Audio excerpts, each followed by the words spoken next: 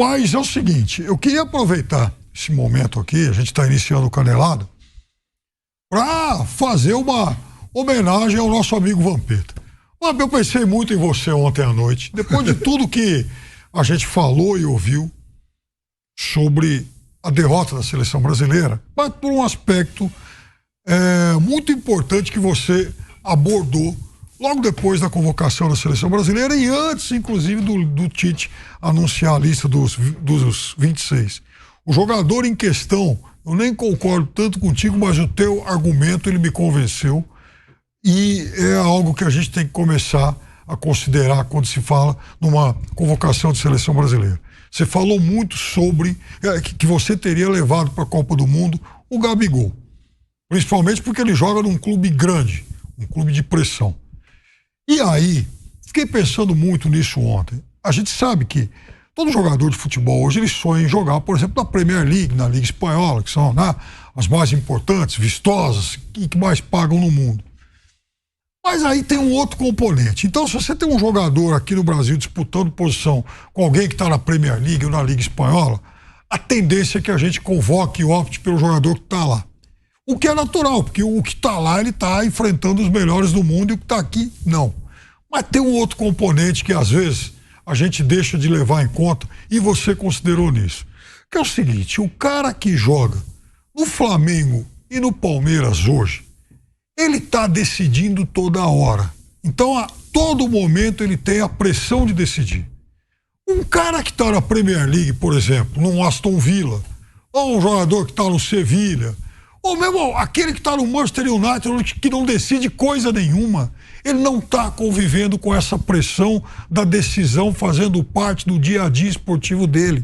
O do Flamengo tá, toda hora ele está em final de Libertadores, de Copa do Brasil, de brasileiro, e o do Palmeiras idem. E eu estou te falando isso porque você defendeu essa tese antes e a gente ficava, às vezes, muito hipnotizado por aquela coisa do cara que joga na Liga Maior. É verdade, jogar na Liga Maior é importante, é o sonho de todo jogador.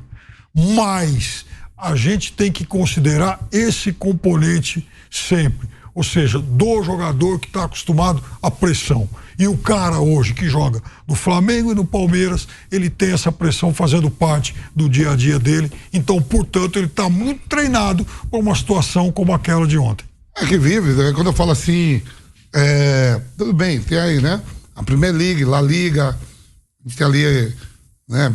Portugal ali com sua liga, a Itália, tudo, mas esses jogadores de Flamengo, Palmeiras, né, que estão ganhando tudo, esses caras eles defendem dois clubes gigantes. Eu falo assim, eles não estão. Qual é a diferença só? É que está no continente americano e a moeda é diferente. Sim. A moeda é diferente. Mas eles vivem situações aí de viajar, de estar todo momento. E até entre eles competindo, você vê que para o país todo, quando vai ver a cobrança do dia a dia, se não jogar bem, a gente está aqui fazendo o programa todo dia, é na goela, se jogar bem é elogiado, coisa comum que faz parte do nosso trampo aqui no dia a dia.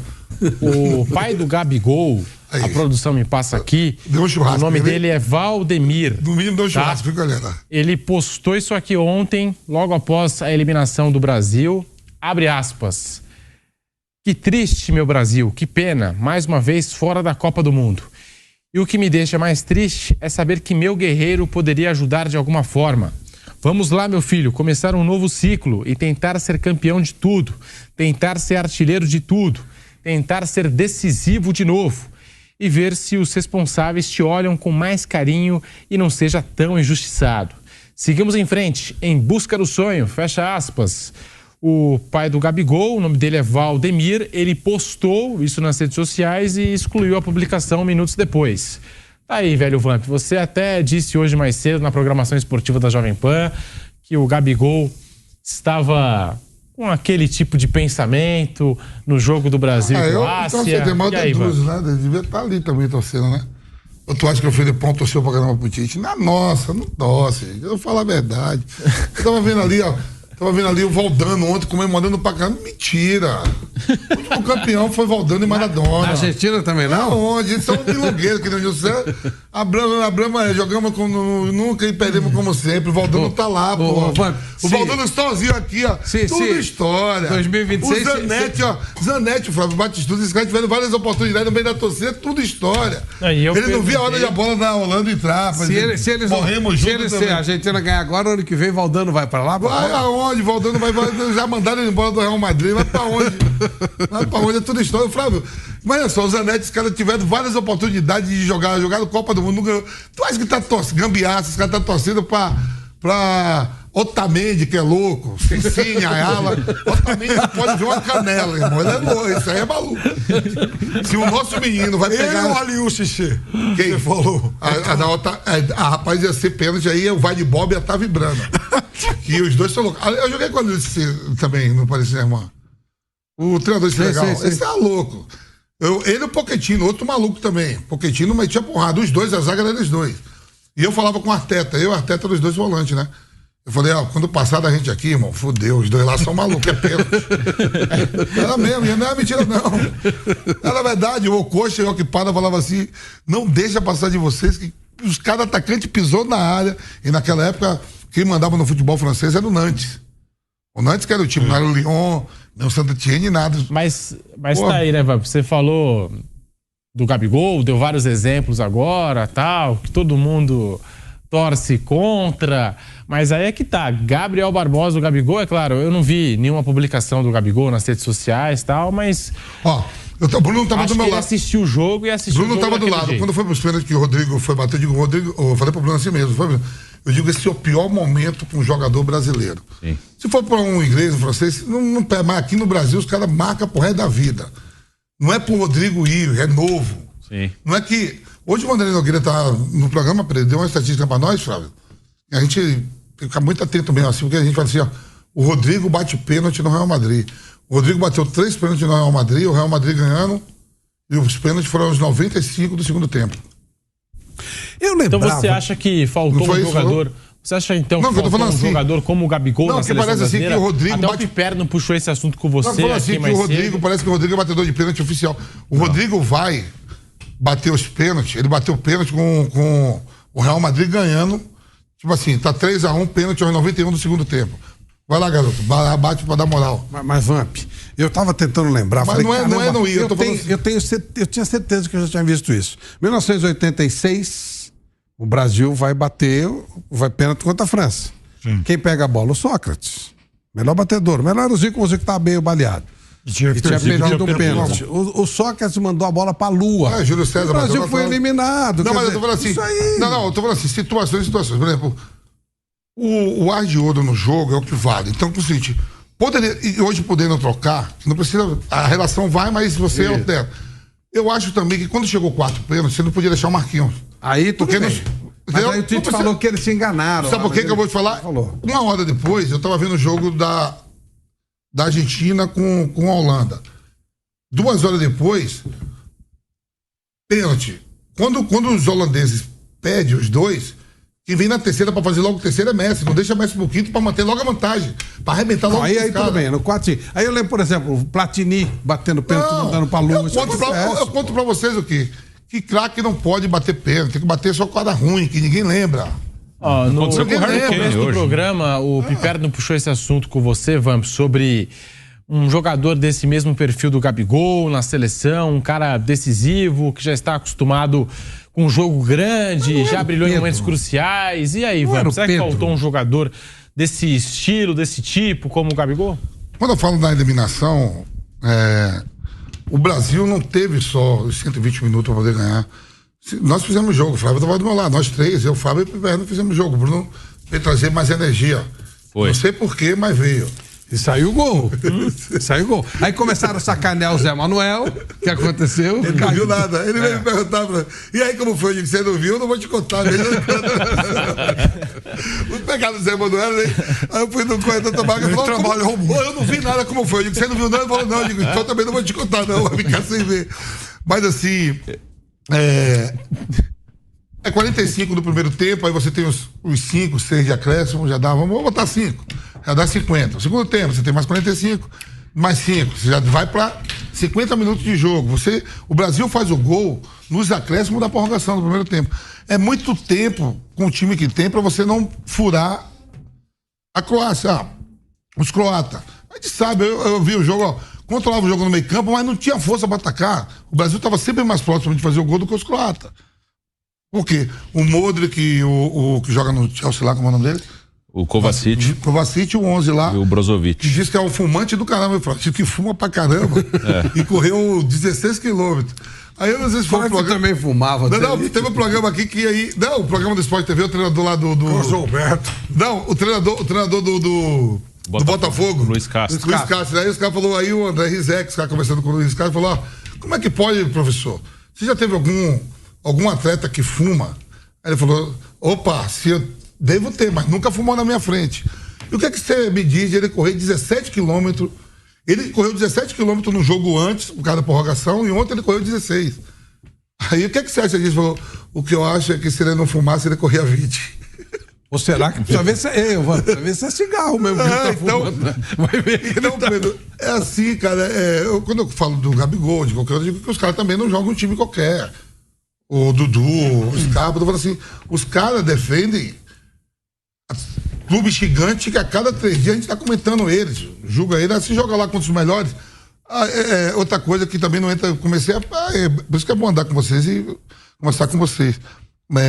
A seleção brasileira não joga contra o europeu, mas os jogadores tudo jogam contra, eles são tudo da Europa. Sim. Aí o Flávio falou, então pega já um treinador que tá lá, bota ele lá, mas eles jogam contra o europeu. Jogam entre eles.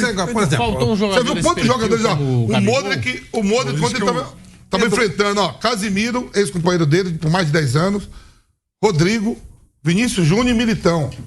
Tudo jogou com o Modric, tava todo mundo junto outro dia que eu não liga dos campeonatos. O Modric dá um abraço no Rodrigo, tem até a imagem aí, fala assim, você vai ficar mais forte depois disso, a gente erra, a gente cresce com erro e tal. Eu tava vendo, no primeiro ano do Modric no Real Madrid, ele foi considerado a pior contratação da história do Real Madrid, o primeiro ano dele. O Real Madrid banca ele pra segunda temporada. Daí em diante, ele sai do Tottenham, se não me engano. Sim. Mas e aí, Flávio, será que faltou um jogador desse perfil, como o Gabigol, acostumado à decisão? Não era o Pedro, do cara que tinha aqui? Vai o Pedro, porque não sei o quê. Deu pra ver. Né? O Pedro fez o pênalti, vai questionar? Não, tô falando que isso aí, gente. O Pedro... Mas sabe o que tinha acontecido se o Gabigol estivesse lá ontem? Nada. Gente, agora, eu sinceramente... Cadê? É a 4... Tirava quem pra pôr o Pedro? É a Neymar? 4. Neymar, É a Câmara 4, né? Isso. Ó, aqui no meu grupo tem o Cafu e o Roberto Carlos. Vambora. Que falta que eu senti do Rodinei, ultrapassagem. Mostra. Ultrapassagens, Pedro, não tem. Os laterais não fizeram ultrapassagem. É o avião. Se você lembrar aí, os últimos títulos do poderoso Flamengo, tudo com o passe do avião. O Vidal se rendeu ao homem, irmão. Agora é o seguinte, se eu sou o pai do Gabigol, eu também tiro uma casquinha, lógico. Agora, o pai é o pai, mas o futebol agora, eu entrar nessa barca, pô, não vai a menor falta. Ele teve um monte de chance, não conseguiu aproveitar, pô. Ô, Piperno... Você acha que se os caras não ganham, eles dizem assim, Juba Vampeta? Podia ter. Podia, né? Eu não falo direto. Lógico. Mas eu ia dizer, velho, não fala só pra mim, não. Você falou pra mim o que eu falo publicamente. Tem que falar pros demais. Tá tudo aqui. Eles vão te tirar do grupo. Pode mostrar. Não, eles vão tirar você do grupo, hein, mano. aproxima a câmera. Não, se me tirar do grupo, eu dou graças a Deus. Eu quero o grupo da Pampa que eu recebo o pagamento. Se você tiver um vídeo do Cafu, pode mostrar pra gente. Mas e aí? Só tem horário. Agora ele minha foto tem não. Calma aí. Tá muito quente. A batata tá assando aí. Olha aí, nego. O nego tá dando risada ali. Você só tá trazendo no pânico. Traz uma água aí que daqui a pouco eu solto tudo. Os programas de esporte, você... Não pode que eu arrebentei. Pode esfriar um pouco. A batata tá caindo. Você viu? Um avião saiu daqui, Flávio, com não sei quantos bilhões de toneladas, não sei o quê. Eu vi agora, só voltou 3. Imagina aquele voo todo grandão, eu ia dormir no corredor. E tá pegando fogo lá em Paris, hein? Tá pegando eles estão fazendo com a minha cidade. Paris, na França. Olha o que eles estão fazendo com a minha cidade. Mas, ô Piperno, sobre esse assunto, você que puxou esse tema no começo do programa, foi antes do Flávio chegar. O que exatamente fez você, Piperno, chegar a essa conclusão que faltou um jogador aí do Flamengo, do Palmeiras, como você citou até no começo do programa, né? Que são dois times em que a gente sabe, né? Existe sempre uma pressão para ganhar, para conquistar títulos, os jogadores estão sempre pressionados e são jogadores acostumados com essa pressão, Piperno. Não, o que eu disse então é que é o seguinte. Primeiro eu quero esclarecer que quando o Tite convocou a seleção, eu concordei com 24 dos 26 convocados. Eu acho que o Tite fez uma convocação muito boa. Hoje... Todos nós, né? Pois é, hoje... Não só você. Já na minha poderia entraria só o Gabigol, eu tiraria... Até falei, na minha entraria o Gabigol, aí vocês perguntam, quem você tira? Eu digo, eu não posso tirar sonho porque eu já fui atleta e todo mundo tem seu sonho. A gente viu como cada família recebeu a convocação, né? Eu teria levado como eu disse à época, um atacante a menos e um jogador de defesa a mais, ou até de meio campo a mais, e eu não teria levado Daniel Alves. Isso foi o que eu disse à época. Mas também tem uma coisa, já que o Daniel foi, eu acho que, principalmente uma situação como essa de ontem, e olha que o Militão jogou bem, a questão não foi nem o Militão, pelo amor de Deus, até que ele fez uma boa Copa do Mundo.